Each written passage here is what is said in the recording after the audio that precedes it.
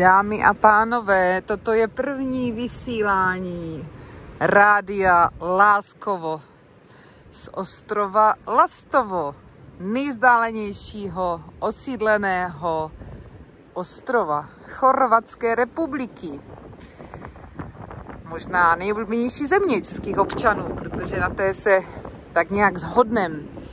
Ještě to bylo trošku jiné před tady tou dobou, kdy nám vlastně cestování, podobně jako kdysi za starých časů, je omezováno. No ale zase v té době jsme právě zpětně ocenili pohodovost, bezpečnost a dostupnost toho cestování do této krásné země, která s námi, z českého národa, má mnoho společného, ať už kulturně nebo jazykově. No a tak přestože máme mnoho společného a do toho se můžeme opřít třeba v rámci právě dovolenkového pobytu, tak samozřejmě hlavně tady Dalmácie, jižní část Chorvatska, také nabízí mnoha, skoro můžeme říct až exotická poznání a zážitky. No a já bych vám chtěla každý měsíc se takhle ozvat odsud z Láskova, ostrova Lastovo, a vlastně vám povědět o tom, jak se tady žije v tom daném měsíci. No a spíš bych to brala tak jako zpětně, abych vám vždycky shrnula, co se u nás za prošlý měsíc dělo. Tak prošlý měsíc je v tuto chvíli říjen, protože jsme na začátku listopadu. No a říjen je období vlastně dvou znamení. Jednak je to sluneční znamení Vach a potom přechází vlastně do Štíra. Já jsem si právě nedávno toho Štíra malovala a zjistila jsem překvapivou podobnost Štíra, takového zemského hlubinného znamení, který je hodně spojen třeba i se sexualitou a s emocemi a s různými takovými, můžeme říct, vyhrocenějšími situacemi. A uvědomila jsem si, nakolik je podobný zvířatům, jako jsou langusta a humr, které tady velmi rádi konzumujeme, třeba spíše v jarních měsících. No a když jsem ho právě malovala, tak jsem si uvědomila, jak moc je podobný tady těm mořským rakům. Tady ten škorpion, který spíše vnímáme právě v těch emocích a vášních.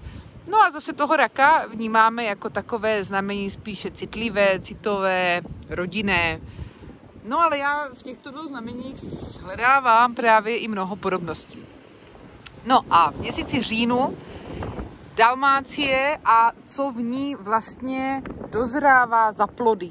To by vždycky bylo stěžejní obsah informační, který bych s vámi chtěla sdělit. Takže v Dalmácii v měsíci říjnu se sklízejí mandarinky. To je tedy číslo 1.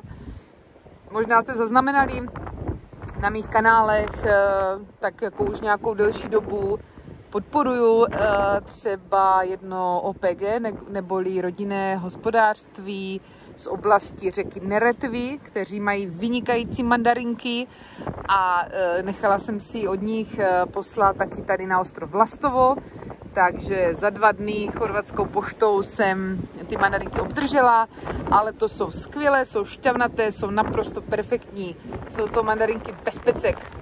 Takže to je první téma. Vy máte možnost si ty mandarinky objednat do Česka.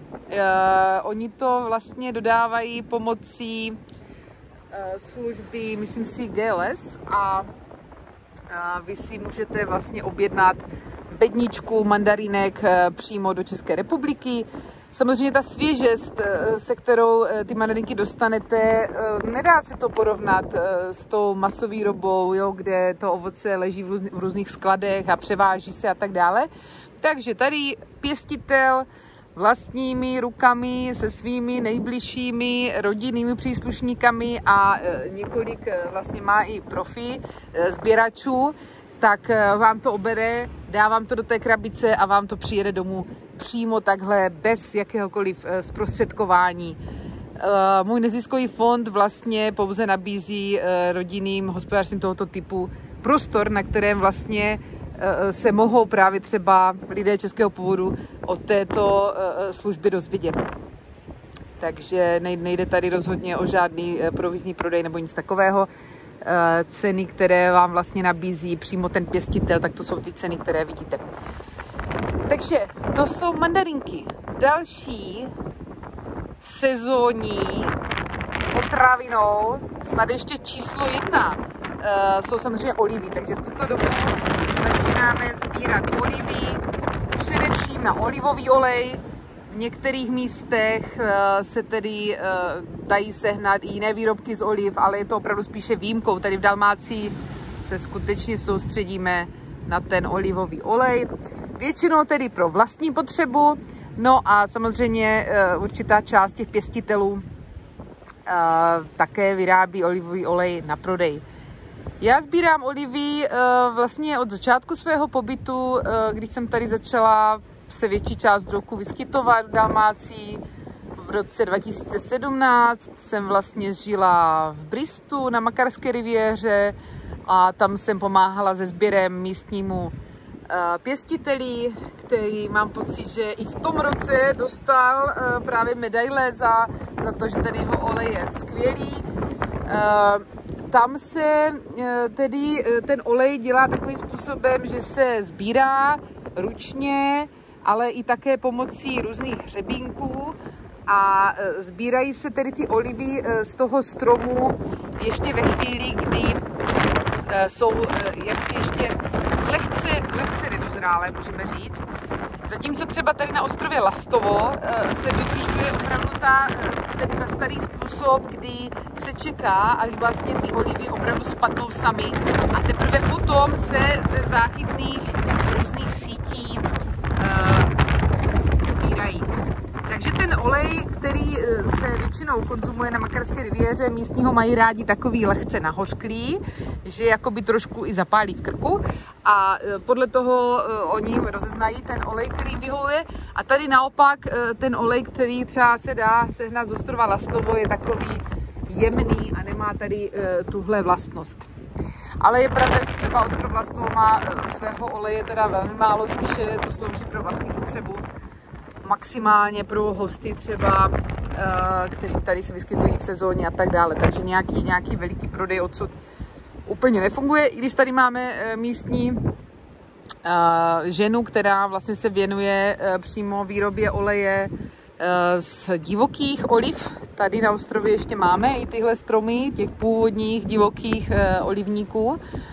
Takže dá se to sehnat, ale spíše zase v menším množství a pro třeba kosmetické potřeby. Takže to je taková zásadní potravina číslo 2, nebo v podstatě 1.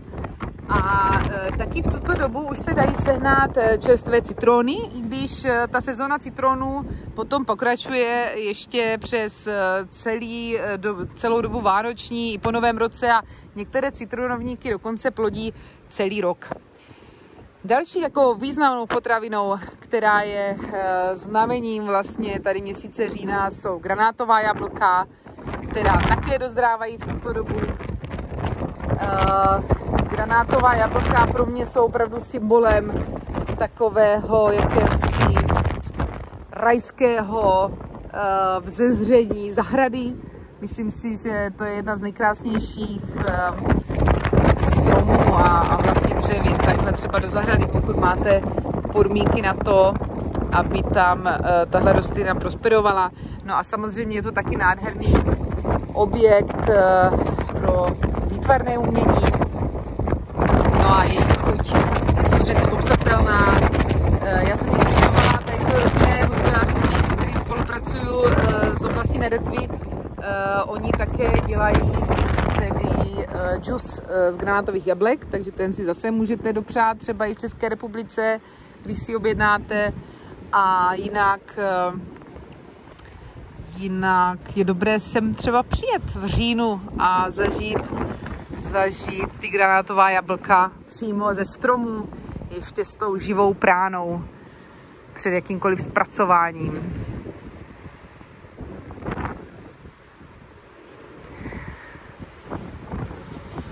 Takže, když to shrnu, v měsíci říjnu mandarinky, olivy a granátová jablka. V tomto duchu se nese v Dalmácii měsíc říjen, protože v Dalmácii jsou lidé skutečně ještě velmi spojeni s matkou zemí a hospodaří s ní skutečně každodenně. Většina obyvatel, kteří tady žijí celoročně, tak mají své políčko nebo alespoň zahrádku.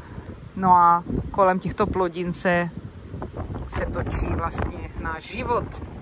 Jinak dneska je takové zvláštní počasí, máme krásné jugo. Fouká jižní vítr a jsou docela veliké vlny na moři. Takže dneska žádný z trajektů údajně nevyjel. Ani trajekt, ani katamarán. Všechny linie jsou zrušeny. Takže je to takový den spíše pro odpočinek, reflexi, no nebo třeba pro vysílání pro české publikum, abyste viděli, jak se tady máme. Se mějte krásně.